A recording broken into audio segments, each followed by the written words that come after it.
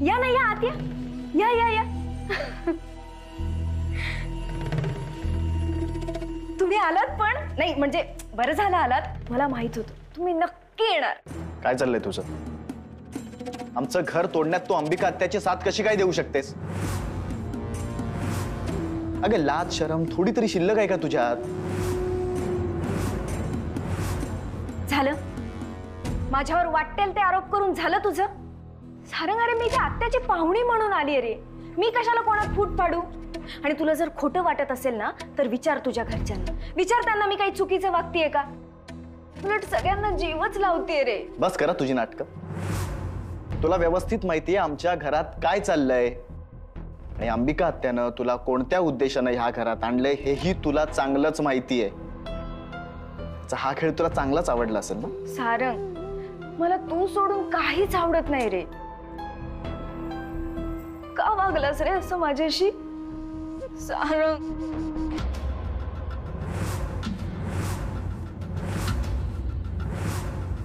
खबरदार, मावा नवरा आहे. स्वतःला त्यांच्यावर लादायचा विचारही करू नका. अहो, दुसऱ्याच्या नात्याचा जरा तरी आदर ठेवा. चांगलंच आठवतं यांनी तुम्हाला सांगितलं होतं की आपण चांगले मित्र राहू. तुमचा हावरटपणा त्याच्यामुळे ना तुम्ही चांगली मैत्री पण गमावली. ही मैत्री जर स्वीकारली असती ना तर आज आपण सगळे आनंदात राहिलो असतो, एकत्र मजेत असतो. तसं पप्या भाऊ अडी अडचणीत आमच्या पाठीशी उभे असते. तसं तुम्हालाही उभं राहताना पाहायला जरा बरं वाटलं असतं आम्हाला. तुमच्या या वागण्यामुळेच ना तुमच्या आई वडिलांचा पण सन्मान गमावलाय तुम्ही. तुमच्याचमुळं नगरकर घर आणि निंबाळकर घराचे संबंध तुटलेत. माझा सारंग माझ्यापासून हिरावून घेतलास आणि वर मलाच दोष देतेस. तुमचाच दोष आहे. ते कधीच तुमचे नव्हते ना. त्यांनी तुमच्यावर प्रेम केलं होतं. बळजबरीनं जोडलं जाणाऱ्या नात्याला त्यांनी विरोध केला तर त्यांचं काय चुकलं? तुमचं चुकलं. जे कधीच तुमचे नव्हते ते मिळवण्यासाठी आजही तुम्ही वेडेवाकडे प्रयत्न करताय. अहो, हा तुमचा मूर्खपणा कोणत्या थराला गेला हे समजतंय तरी का तुम्हाला? आमच्या हनीमूनला मला बाहेर जाऊ द्यायचं नाही म्हणून त्या विहिरीतलं गार पाणी स्वतःच्या अंगावर ओतून घेतलं. मुद्दामून आजारी पडलात. स्वतःला त्रास देण्या इतका मूर्खपणा कोण करतं? आवाज जीव घ्यायचा तुम्ही अनेक वेळा प्रयत्न केला. मी काहीच बोलले नाही, कधी बोलणार पण नाही. त्या कांता बरोबर प्लॅनिंग करून माझ्या बहिणीच्या आयुष्या बरोबर कसे खेळू शकला तुम्ही?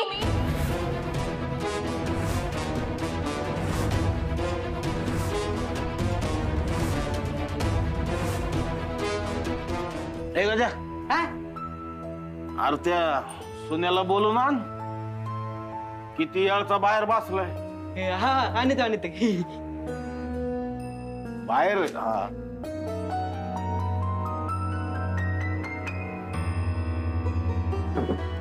आज मुक्ताला तिथं जाणं लई अवघड झालं असणार आहे. पण बरं झालं रेणुकाताई स्वतः तिला इथं न्यायला आल्या. आपल्यामुळं मुक्तावर ही येळ आली याची जाणीव त्यांनाय. खरंच रेणुकाताई आता किती समजूतदार झाल्यात नाही. त्यांच्या वागण्यावर तुम्ही एकदम खुश आहे. हे पण मुक्तामुळेच झालंय. लेकीचं कौतुक करायचं एक चानच सोडू नको तू. हा मग हायच माई लेक गुणाची. फक्त रेणुकाताईंमध्येच नाही तर मोठ्या मालकांमध्ये पण किती मोठा बदल घडवून आणलाय मुक्तानं. आपण कधी विचार तरी केला होता का की मोठे मालक स्वतः इथं येऊन राहतील म्हणून? ते पण मुक्ताला घरी परत घेऊन जायला. हा विचार त्यांनी स्वतःनी पण कधी केला नसेल. खरंय. खरंच लई मोठी गोष्ट आहे हे कुसुम. काही दिवसांपूर्वी ज्या माणसाने त्याच्या चपलावर मला डोकं ठेवायला लावलं होतं त्या माणसाच्या चपला आज माया उंबऱ्या बाहेर काढलेल्या होत्या. आपलेच कपडे घालून आपल्याच घरात राहत होता. न कसली तक्रार केली न कशाची लाज वाटली त्याला. मोठी गोष्ट आहे, मोठी गोष्ट. हा आता फक्त चंद्रा आजी लवकर बऱ्या होऊ दे आणि त्या अंबिका ताईंना लवकर शहाणपण येऊ दे म्हणजे झालं. पण मला एक कळत नाही, श्रीमंतांच्या घरी भावंडांमध्ये पैशावर वाद कवत असतील, म्हणजे एवढे पैसे आहेत तरी पैशावरनच भांडत आहेत. अण्णा, आपण श्रीमंत असतो तर मुक्ताताई, मी आणि गजा असंच भांडलो असतो का? नाही पोरी, अगं ती माणसं पैशांसाठी भांडत नसतात. ही जी जास्तीची हाव असते ना पैशांची, ती माणसात भांडणं लावत असते. प्रश्न श्रीमंत गरीब हा नसतोच कधी, माणसात असणाऱ्या हावरट वृत्तीचा प्रश्न असतो. तेव्हा माणसाला आपण काय चुकीचं करतोय ते सुद्धा कळत नाही. जे सोन्यानं केलं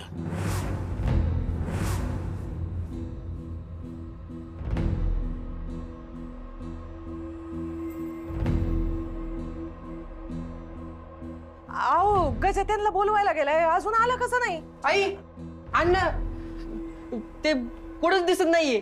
मी सगळीकडे शोधलं, पळून गेलं वाटत आहे. परत? हा,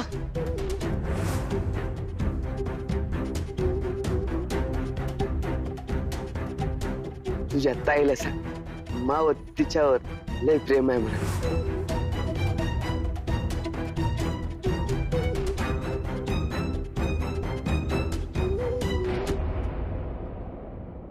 त्या भाबड्या पोरीनं तुमचं काय बिघडवलं होतं?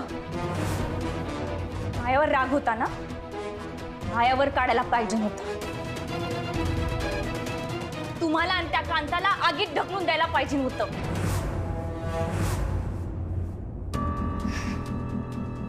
मी असं केलं असतं ना तर तुमच्यात आणि मायात काय फरक राहिला असता?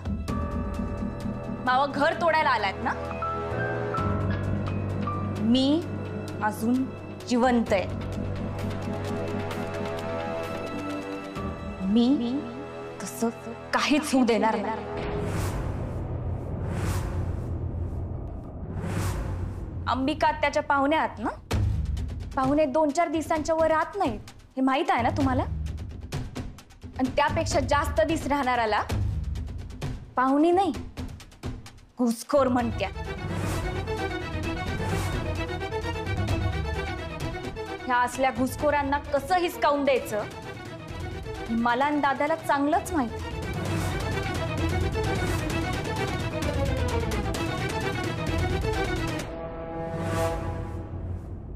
बघते अगं, बघते अशी रडू नकोस. हे बघ, आज ना उद्या तो पळून जाणारच होता. आपणच त्याला त्याच्या मर्जी विरुद्ध इथे थांबून घ्यायला नको. यात आपल्या नशिबाचा सोडून दुसऱ्या कुणाचा काहीच दोष नाहीये ग. मुक्त त्याला सारंदाजीला सांगितलं का? नाही नाही, अजिबात नाही. त्यांच्या मागं काय कमी राडा आहे का? त्यांना उगा अजून टेन्शन द्यायला नको. ह्या सोन्यानं ना बरोबर डाव साधला. मुक्ता आणि जावई बापू घरी नाहीत ना, याचा फायदा उचलला त्यांनी आणि पळाला. आपणच सावध राहायला पाहिजे होतं ना. सावध राहायचं म्हणजे काय करायचं होतं का? काम धंदे सोडून त्याच्या माग माग फिरत बसायचं का? मावा त्याच्यावर कधीच विश्वास नव्हता, पण आता मी शांत बसणार नाही. माझ्या पोरीच्या आयुष्याचं वाटोळा करणाऱ्याला जगायचा अजिबात अधिकार नाही. पाहतोच त्याला.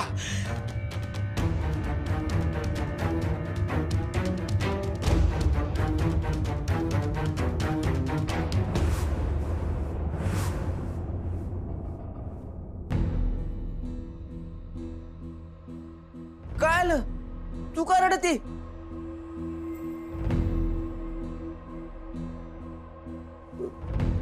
मला कोणी सांगत का काय झालं ते? न सांगता कुठे गेला होता? मी ते नोकरी शोधायला गेलो होतो.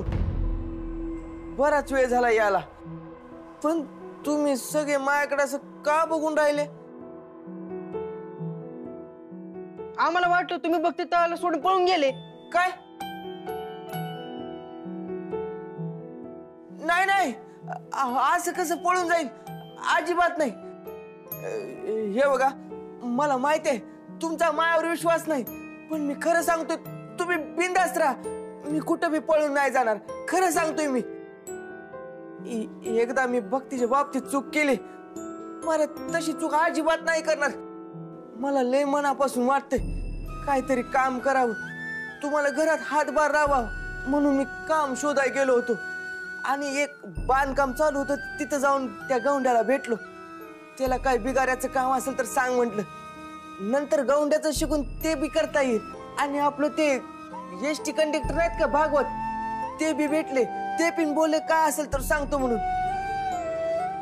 मी खरं सांगतोय, मी नाही पळून जाणार, खरं. भक्ती, मग तो विश्वास तोडायचा नाही, तो विश्वास जिंकायचा आहे.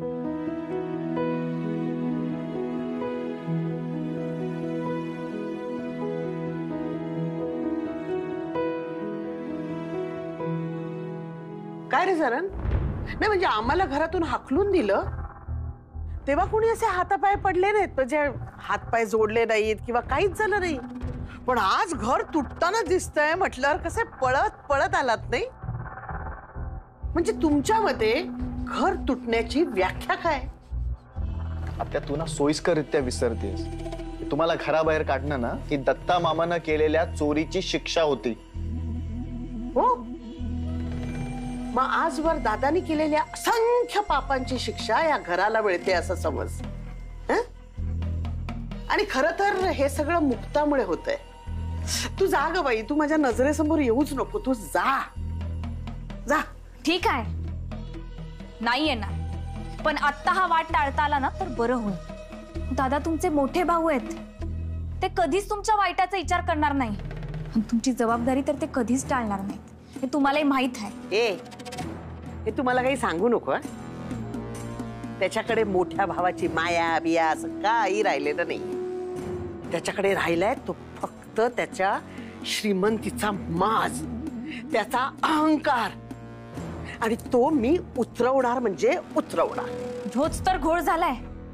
तुम्ही ना तुमचं चुकीचं मत तयार केलंय, त्यामुळे तुम्हाला सगळंच चुकीचं वाटतंय. तुम्हाला समजवण्यात काहीच अर्थ नाहीये. आत्ता मला आजींची चिंता आहे, त्यामुळे हे सगळं थांबवा. मी सांगते, आपण हे नंतर नक्की सोडू. हात जोडते, थांबवाय सगळं. रेणुकाच्या घरच्यांचा विश्वासघात करून जी इथे आलीये, तिच्यावर मी काय विश्वास ठेवायचा? ती माझ्या विश्वासाला अजिबात पात्र नाहीये. तुला मी एका गोष्टीची गॅरंटी देते. गॅरंटी नको, चॅलेंज देते. कोणी कितीही विरोध करू दे, वाटण्या होणार म्हणजे होणार. ह्या घरातच नाही, तुझ्यामुळे रेणुकाच्या संसारात सुद्धा. म्हणजे तू आता रेणुकाच्या घरात पण आग लावणार तर? मला लाज वाटते तुला माझी आत्या म्हणायला. मग मला पण तुझी लाज वाटते. आणि आत्ताच नाही, तेव्हापासून वाटते, जेव्हा तू या लायकी नसलेल्या मुलीला या घरची सून म्हणून घेऊन आलास. आत्या, हे बघ, मी मुक्ताबद्दल एकही चुकीचा शब्द ऐकून घेणार नाही. तुम्ही जरा शांत व्हा. आणि आत्या, तुम्ही पण जरा शांत डोक्याने विचार करा. आता लिव्ह इट. तुझ्याशी बोलून काहीच फायदा होणार नाही. चल आपण जाऊया.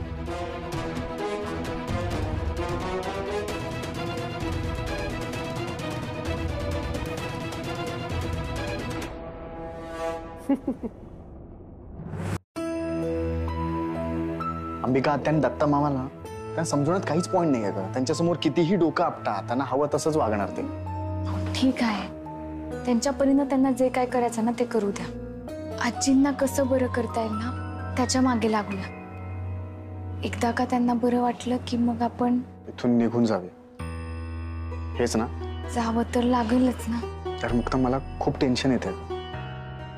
हे बघ, जर आजीला कळलं की आपण इथे कायमचं राहण्यासाठी आलो नव्हतो तर तिला आणखीन त्रास होईल. आणि बाकीच्यांना काय वाटेल? काय विचार करतील सगळे? तेवढं आता सगळ्यांना समजून घ्यावंच लागेल.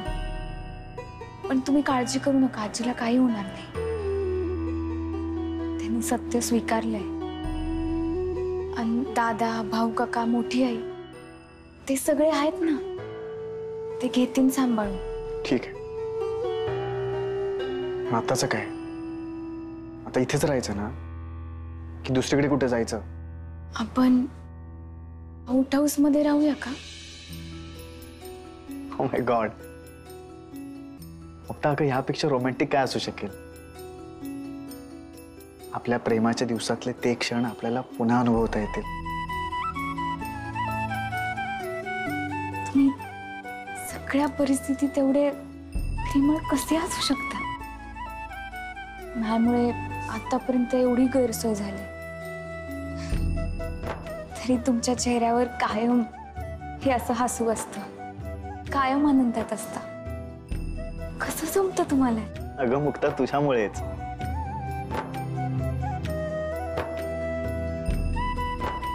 तू माझ्या आजूबाजूला असलीस ना की मला कसलाच त्रास जाणवत नाही. एकदम हॅपी असतो मी. मुक्ता, तू माझ्यासोबत असणं ह्यापेक्षा दुसरा कुठलाच आनंद नाही माझ्या आयुष्यात.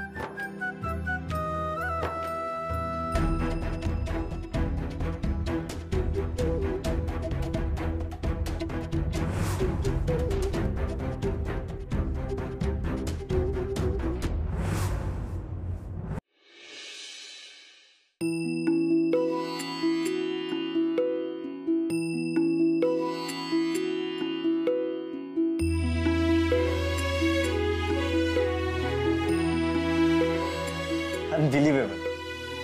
इथे आल्यावर एकदम ड्रीम होम मध्ये आल्यासारखं वाटतं. म्हणजे आपल्या किती आठवणी तिथल्या. मी इकडे राहायचं सुचवलं तुम्हाला, अडचण तर नाही ना वाटत? अडचण? मुक्ता, माझ्या चेहऱ्यावरची स्माइल बघ कशी, एकदम ब्राईट आणि मोठी.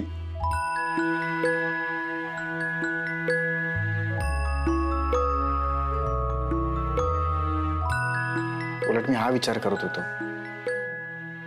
की तुझ्या बरोबरचा प्रत्येक क्षण किती रोमॅन्टिक असतो यार.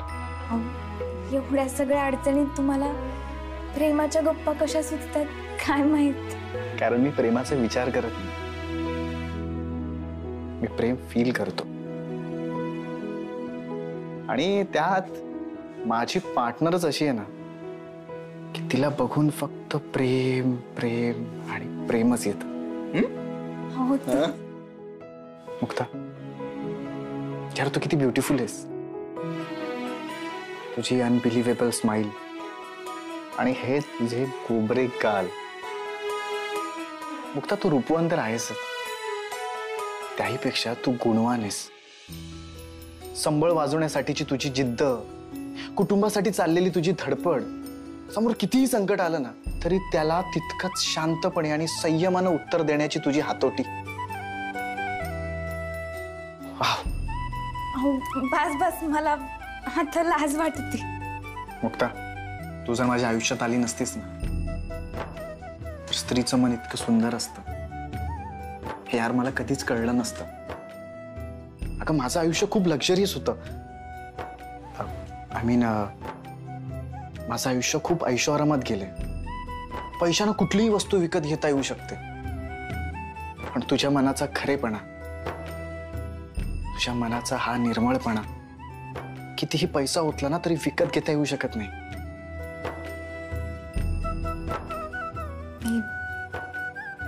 लई नशीबवान आहे.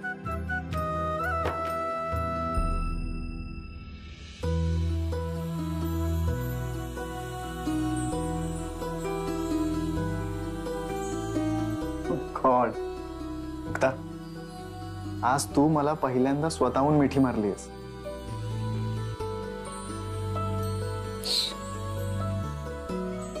काहीच बोलू नका.